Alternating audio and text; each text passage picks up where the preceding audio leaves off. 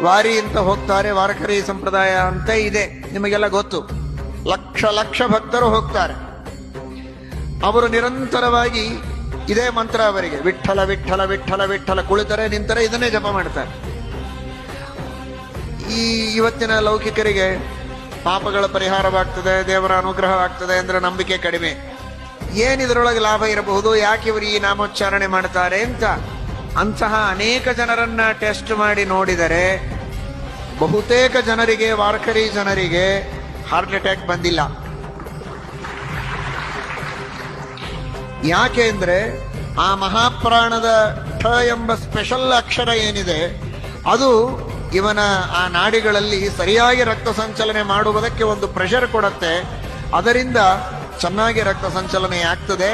ಯಾವುದೇ ರೀತಿಯ ರಕ್ತದ ಒತ್ತಡ ಅಥವಾ ಹೃದಯಾಘಾತ ಈ ರೋಗಗಳಿಂದ ಪೀಡಿತರಾಗೋದಿಲ್ಲ ಅನ್ನೋದನ್ನ ಸಂಶೋಧನೆ